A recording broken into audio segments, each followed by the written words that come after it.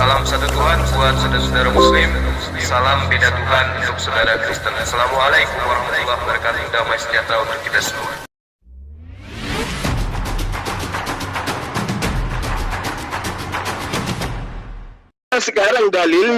Sekarang dalilnya di mana Yesus mengaku dirinya itu adalah Allah itu sendiri? Kan udah saya bilang, Yesus tidak pernah ngemis-ngemis minta disembah, tetapi kita punya akal budi. Ya karena dia memang bukan Tuhan. Ya karena memang dia bukan Tuhan. Siapa yang memberi hidup yang kekal, Pak? Kamu bilang Allah, Tuhan. Nah, ayatnya di mana tuh? Coba dibaca dulu sebelum Yohanes 17 ayat 3-nya. Baca dulu di situ biar kamu tahu siapa yang beri hidup yang kekal itu, gitu loh. Coba Anda bacakan. Coba Anda bacakan dalilnya. Saya ingin dengar. Kitab dulu ya. Ya. Sabar.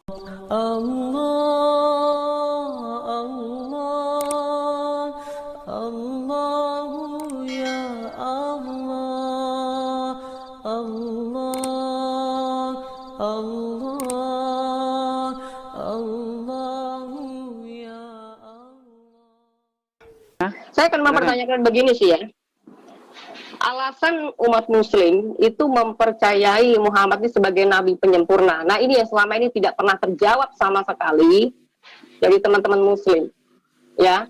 Jadi saya minta mungkin dari Pak Zulkiflinya bisa memberikan bukti ya bahwa Muhammad ini benar-benar adalah nabi penyempurna. Yang disempurnai dari segi apanya gitu. Kami umat muslim ini sangat bingung. Kok bisa ya nabi ini diklaim sebagai nabi penyempurna, yang disempurnai apa gitu. Biar teman-teman di semuanya bisa lihat. Silakan Pak Zuma. Oke, silakan, Timur sudah berjalan. Mas Zuma. Oke. Jadi pertanyaan yang sangat bagus.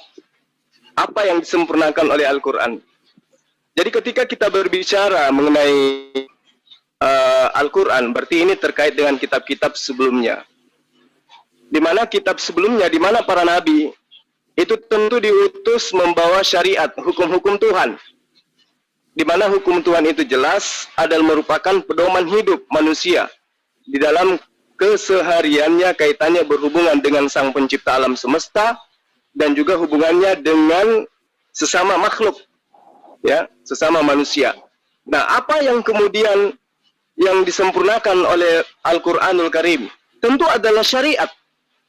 Syariat-syariat yang diajarkan oleh Allah kepada nabi-nabi sebelumnya yang belum disempurnakan. Itulah yang diajarkan, yang disempurnakan oleh Al-Quran. Contoh, tapi sebelumnya mereka juga bersyahadat, berikrar, mengajarkan, meyakinkan umatnya untuk mengetahui bahwa Tuhan pencipta alam semesta itu hanya satu. Ya, hanya satu, bukan dua, bukan tiga, dan dia tidak pernah berinkarnasi.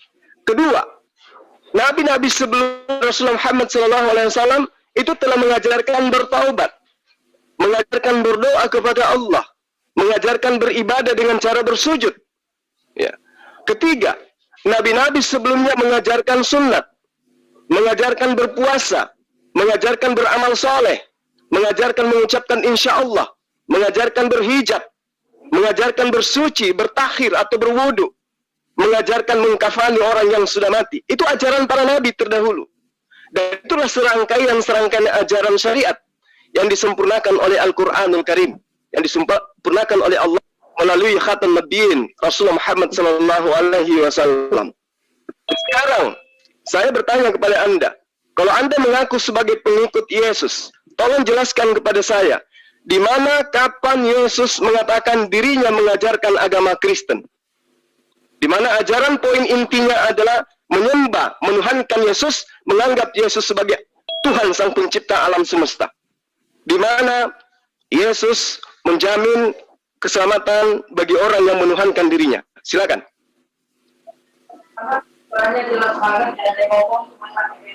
Ya, oke. Sekarang saya jawab.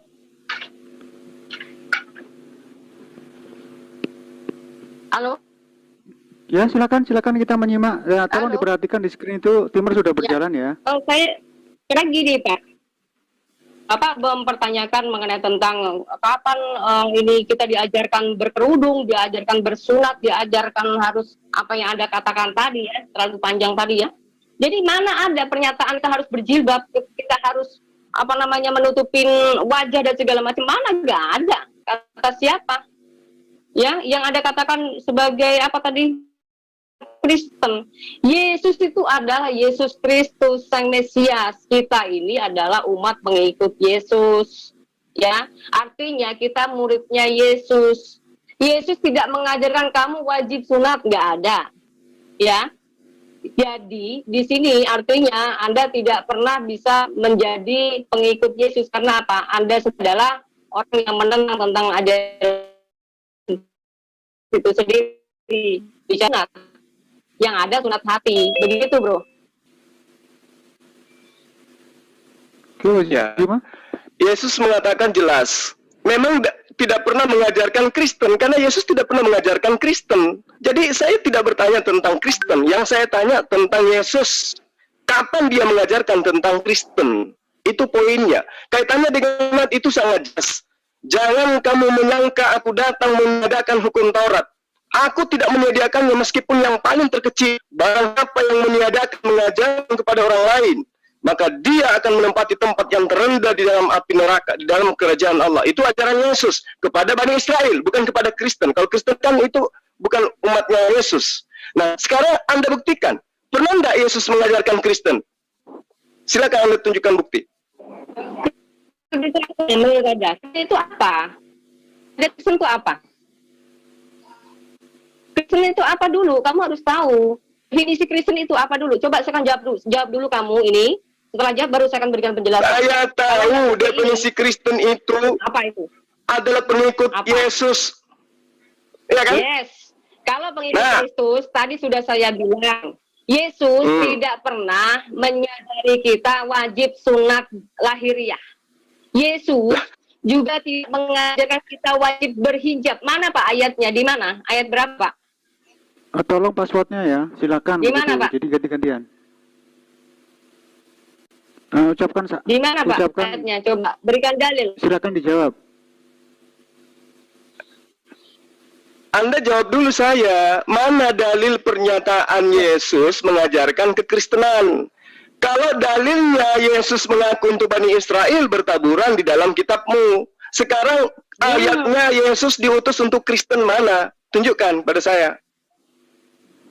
Makanya saya bilang katanya pengikut Kristus, pengikut Yesus. Kalau Kristus itu artinya, ya kan, pengikut Kristus harus mengikutin Yesus. Yesus tidak pernah mengajarkan, menyuruh kita wajib sunat lahir, Pak. Dari tadi paham maksud saya. Yesus juga tidak menyuruh kita wajib berkerudung, Pak. Mana ayatnya? Saya bilang kan begitu, ya kan? Kalau udah tahu definisi Kristus adalah pengikut Kristus, kita harus ngikutin ajarannya dia. Terutama salah satu di Matius 28 ya ayat 19 mengatakan kita wajib menjadikan semua bangsa itu adalah muridnya Yesus dan bukan muridnya Muhammad. Saudara, bagaimana saudara ini? Anda belum menjawab. Itu ayat sisipan. Loh, udah saya jawab. Anda belum menjawab dalil di mana Yesus mengajarkan kekristenan menyembah dirinya. Silakan. Handle dulu biar diskusinya nggak saling tumpang tindih. Silakan ya. Kalau sudah selesai berbicara, ucapkan. Silakan dijawab. Jadi timnya itu nggak bergonta-ganti. Ini moderatornya bingung ini kalau semua saling menjawab. Ini gimana ngaturnya? Sedangkan ini waktu tim bercatur. Ini Kupius. Silakan. Pak moderator, saya kan ya, sudah memberikan penjelasan ya mengenai tentang definisi Kristus ini apa kan gitu. Saya tanya Pak Zuma bilang itu adalah pengikut Kristus. Di situ saya sudah memberikan penjelasan pengikut Kristus yang harus ngikutin ajarannya Yesus. Yesus tidak pernah menyuruh umatnya untuk wajib sunat lahiriah. Yesus juga tidak pernah menyuruh untuk berhijab. Kalau memang apa yang ditanyakan oleh Bang Zuma itu tadi seperti itu, saya minta dalilnya dari mana gitu loh Pak. Silakan Pak Zuma. Pertanyaannya semoga dipahami sama Mas Zuma ya. Silakan Mas Zuma. Oke. Di dalam Yohanes Coba dengarkan baik-baik. Di dalam Yohanes 10 ayat 27, Yesus mengatakan, jika engkau, aku mengenal muridku, muridku mengenal aku, mereka mendengarkan perkataanku dan mengikuti aku. Sekarang, ketika Anda mengatakan, mana dalilnya Yesus memerintahkan berjilbab? Mana dalilnya Yesus memerintahkan bersunat? Saya jawab kembali, saya tanya balik kepada Anda. Mana dalilnya Yesus mengajarkan Bani Israel untuk menyembah dirinya? Tunjukkan, silakan. Kalau kita melihat ya apa yang tertulis bahwa firman itu adalah Allah itu sendiri dan firman itu menjadi manusia, nggak usah dia menyuruh-nyuruh kita menyembah, tetapi Yesus tidak pernah menolak ketika dia disembah. Ya, tapi yang pertanyaan saya yang tadi, Pak, ya, kalau Yesus itu harus di perintahnya atau perkataannya, menuruti perkataannya, muridnya harus mengikuti perkataannya. Perkataan Yesus, pergilah jadikanlah semua bangsa muridku. Yang jadi pertanyaan, kenapa kalian bisa mempercayai Muhammad sebagai muridnya Muhammad, sebagai bukan muridnya Yesus untuk membaptis? Bagaimana Bang Juma? Silakan jawab. Jadi ketika kami percaya kepada Rasulullah Muhammad SAW, ya, itu adalah merupakan sebuah perintah dari Allah. Ya. Bahwa di dalam surah Ali Imran ayat 31. Qul in kuntum tuhibbunallah fattabi'uni yuhibbukumullah wa yaghfir lakum dzunubakum wallahu ghafurur rahim. Katakanlah, in kuntum tuhibbunallah, jika benar-benar kalian mencintai Allah. Kata Rasulullah Muhammad SAW, fattabi'uni, maka ikutlah kepadaku. Ini perintah.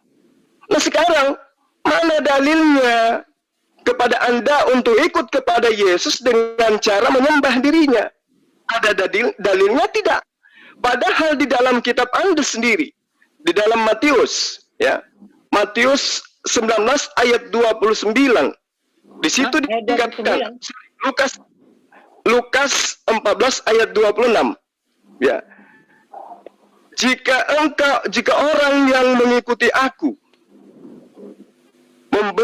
tidak membenci ayahnya, ibunya, istrinya, anaknya, saudara perempuannya, saudara laki-lakinya, dia tidak bisa menjadi muridku. Itu pertanyaan, itu jawaban Yesus. Nah, sekarang ketika saya tanya kepada Anda, tunjukkan dalilnya. Di mana Yesus memerintahkan Anda untuk menyembah dirinya? Silakan. Sudah, sudah saya bilangin Pak ya. Tuhan saya ini bukan gila sembah. Tuhan saya ini bukan Tuhan songong yang pengennya disembah tapi nggak mengasihi. Ya, Tuhan saya itu benar-benar penuh kasih, ya, yang Maha Pengampun. Kita udah diberitahu pribadinya sebagai Tuhan yang pernah menjadi manusia. Itu kita manusia harus tahu diri. Kan kita punya akal budi, Pak. Ya kan? Kalau sudah punya akal budi, nggak usah disuruh sembah. Kalau tahu itu Tuhan harus disembah, Pak.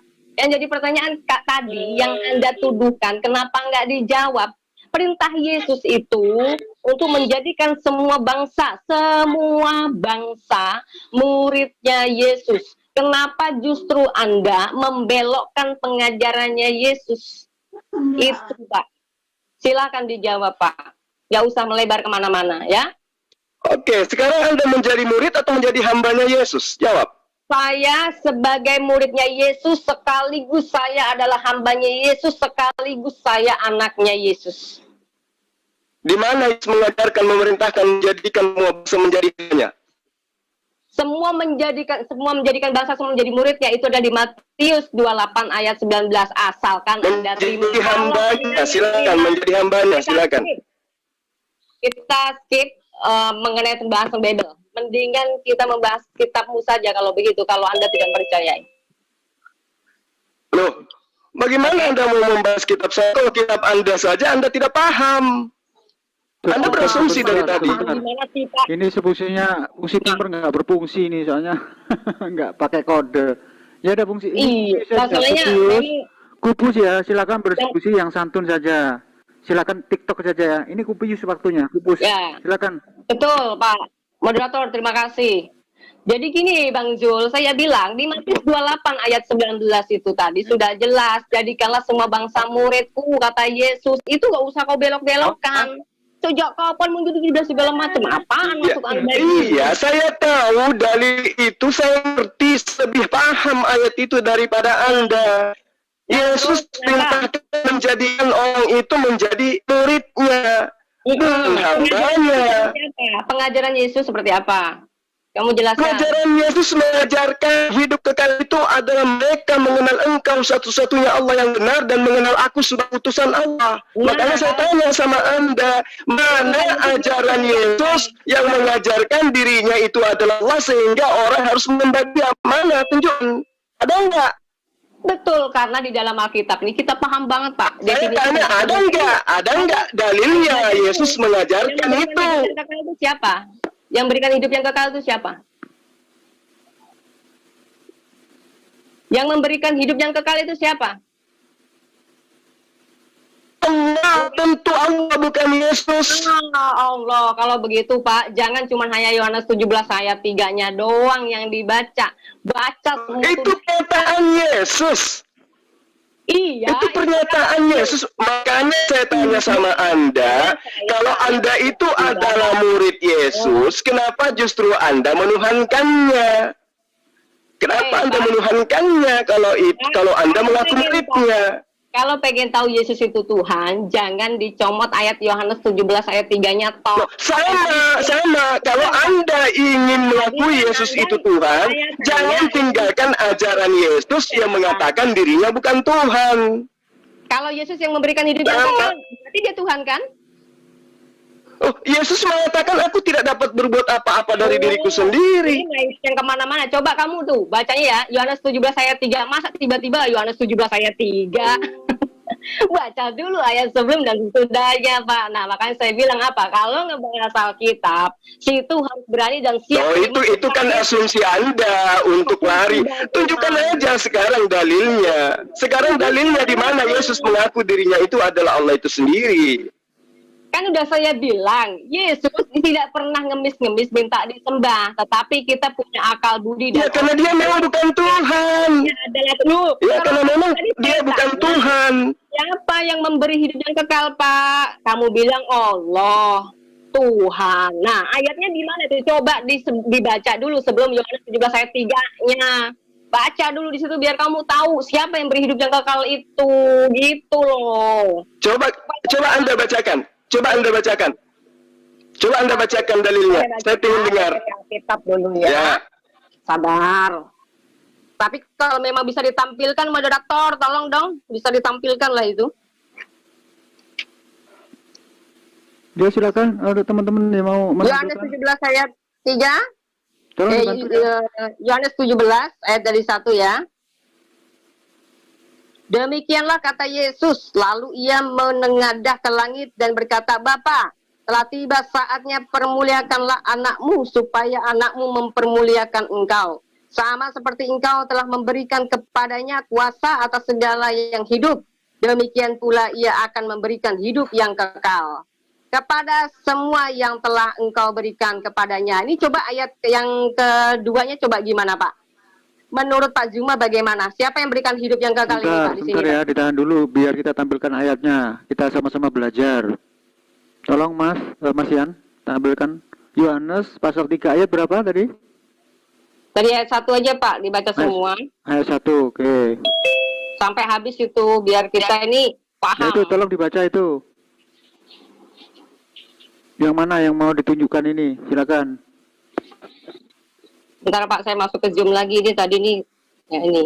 Ya, itu si keren. Ya. Yohanes 17, Pak. Yohanes 17. 17 ayat 3.